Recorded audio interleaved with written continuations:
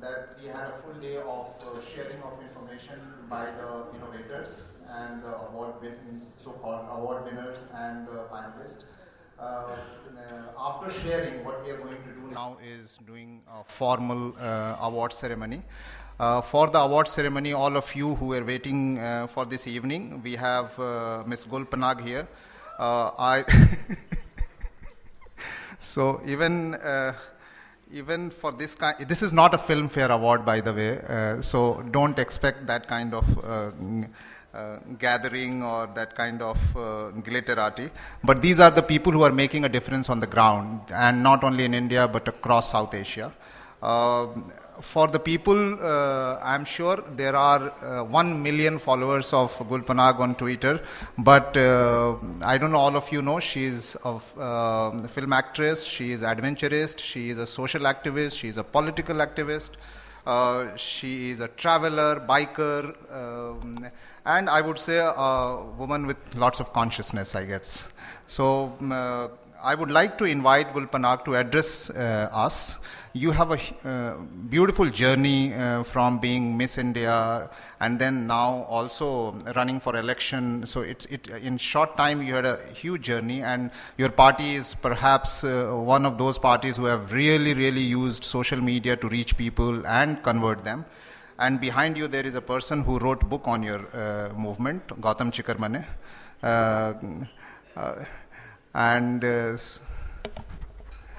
So I would like to invite Gul to share 5-10 minutes how much you'd like to, and I have no hesitation to say that while people are going to enjoy, you are also going to learn a lot from this entire award ceremony. So welcome here, and we are looking forward to hearing from you.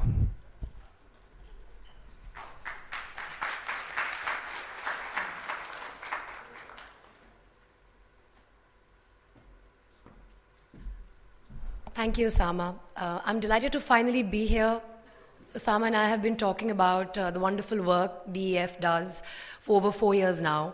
And somehow or the other, for better or for worse, I just wasn't able to make it, and this time I am. I'd like to thank both DEF and the American Center for inviting me here and giving me an opportunity to meet people who are truly pioneers in what most people consider to be something done for fun. So I'm not going to take too much of your time because, as Osama very beautifully put, I'm actually here to learn, and I'd like to spend as little time as I can trying to speak to you and more time hearing what other people have done. And I've been reading this wonderful brochure that Osama just gave me when he could have easily sent this 2-3 days ago. So I would have been well versed with all the wonderful work that people have done, instead of just scanning through it. A lot of people say cynically and pleasantly that I'm a social media creation.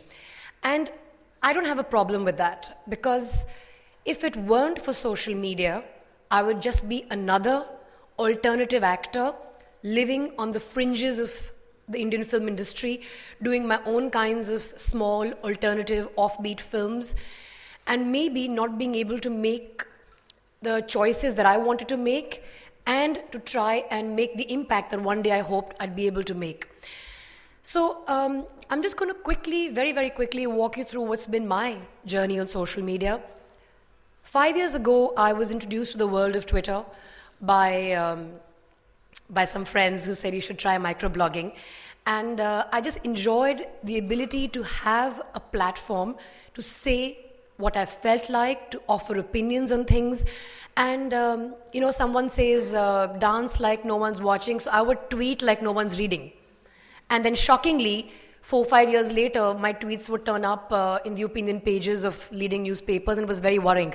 Because as my Twitter following grew and grew and grew, I realized that there was a lot of impact that social media could have, ability to drive positive social change and genuinely empower yourself and empower others. I have been empowered by social media. From being, like I said a little while ago, just being a former Miss India, some called a critically acclaimed actor. Thinking actor was another phrase that was used to describe me. But really, having an opinion is no good if you're not going to volunteer it for public consumption. And having an opinion by default comes with being controversial.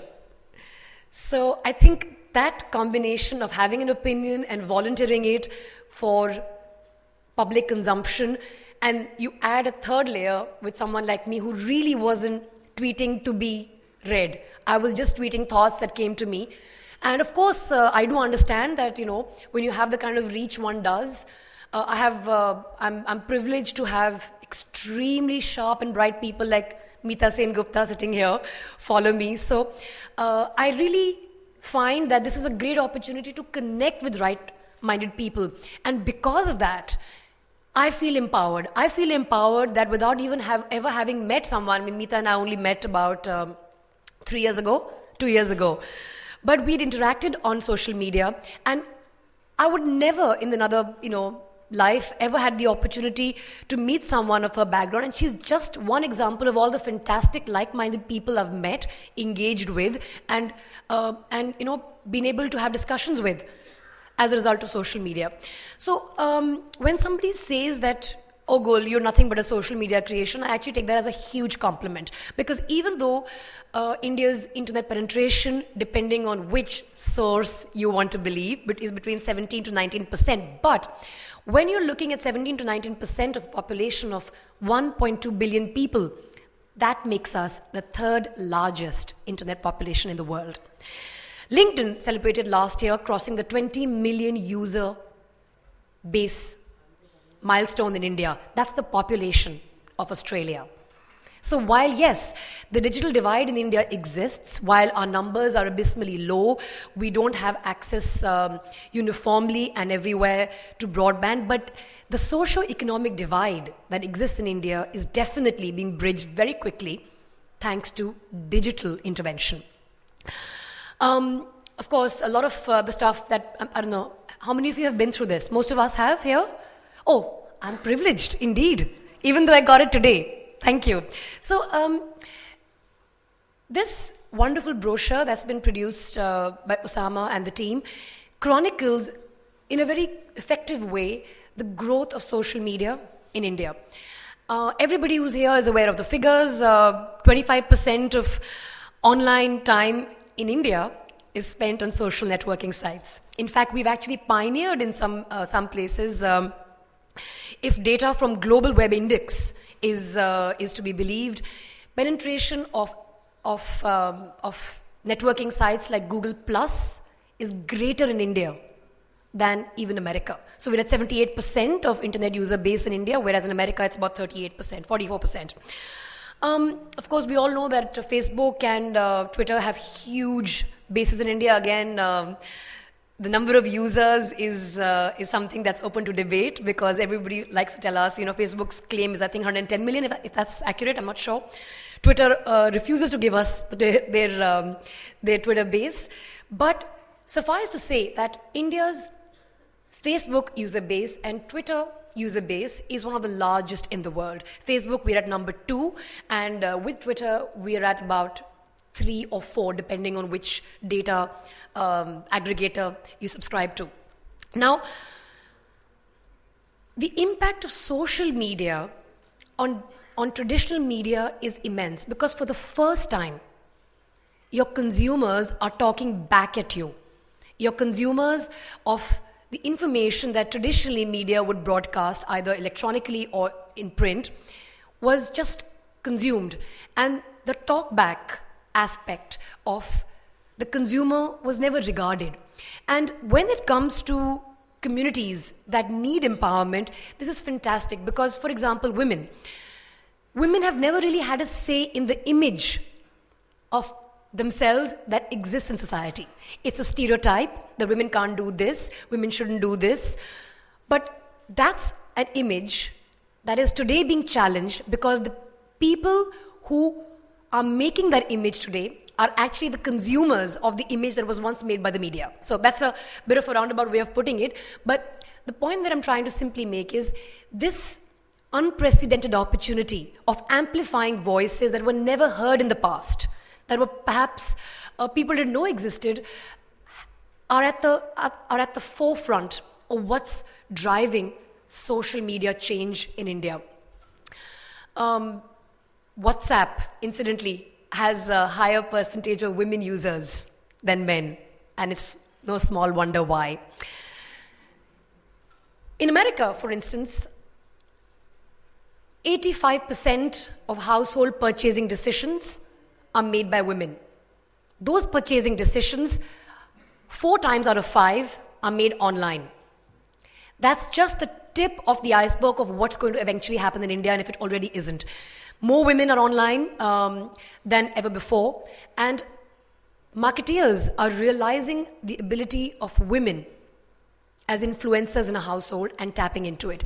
There are lots of initiatives where women are being lured socially, commercially, to activate themselves and participate more in the circular flow that social media has today become.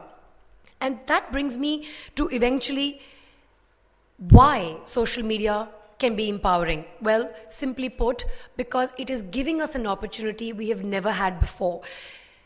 Our geographical divide, our socio-economical divide is being linked and in fact bridged as a result of the massive smartphone penetration. In fact, by the year 2016, we are going to see a 91% increase in smartphone usage. It's growing up dramatically every year. And with each spurt of growth, you see more people coming on. And as it is, most of India's internet users are using internet through smartphones, which have entered the market at extremely competitive prices.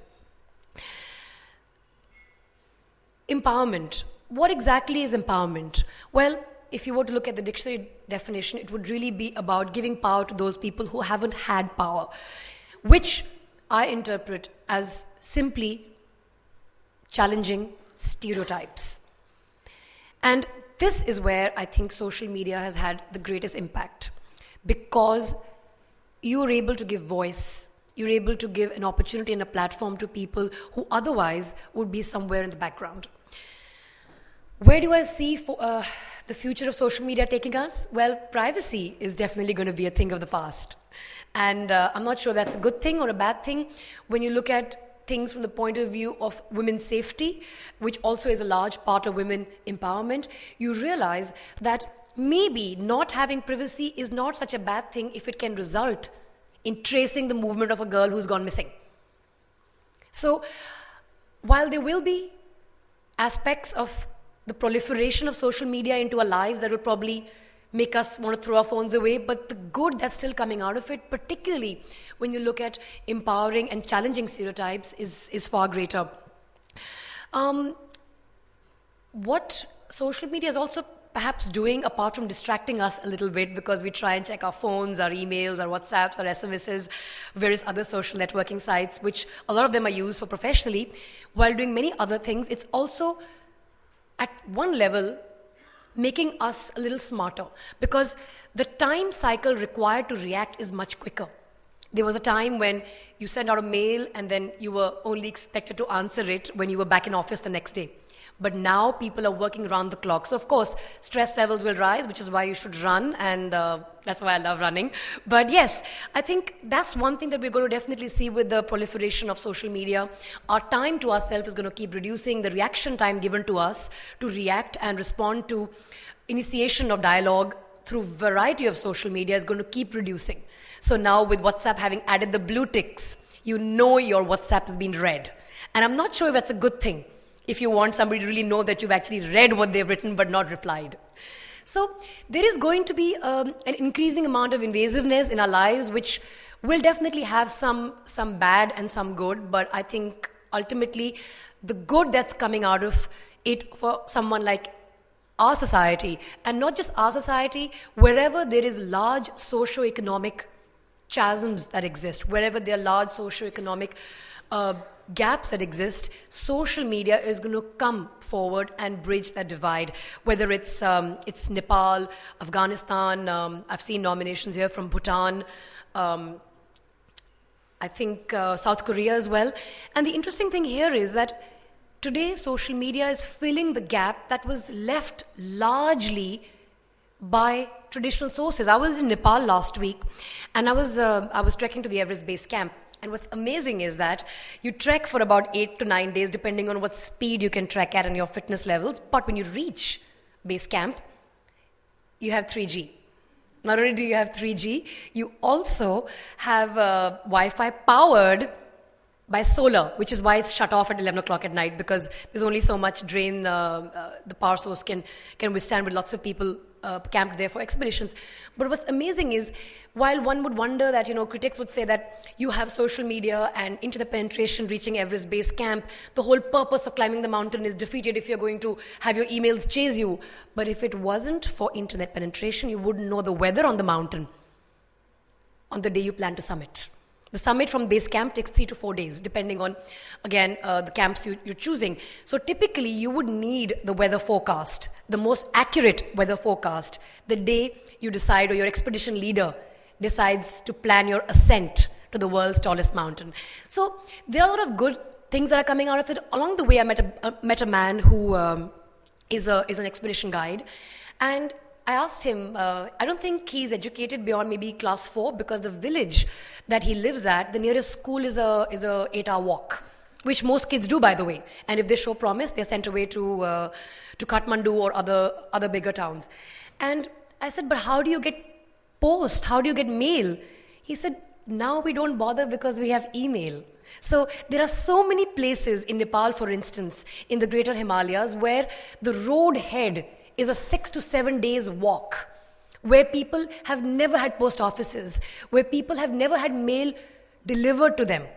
It would reach the nearest big village, and then you would just have to, maybe go and collect and see if somebody sent something for you. But penetration of technology is changing all of that. And I think that is truly fantastic. It's humbling, and it's fantastic. And I think the last point that I'd like to touch upon, because I'm trying to make good the promise of not inflicting upon you the grievances faced by the society of bored listeners, is that social media and social activism is in a great way shaping the way our public and political discourse is taking place these days. Today, governments across the world, especially in India, are extremely cognizant of what people are saying. In fact, I believe we have aggressive monitoring of content on social media, which I don't think is a bad thing, as long as the government is using it to figure out how successful or how positive or how popular their policies are. And I think this monitoring of public sentiment through social media gives the government of any progressive nation an opportunity to be able to assess which direction they're following. And I think that the engagement with public, because otherwise the only time the government will typically engage with its electorate, with its constituents, is during election time.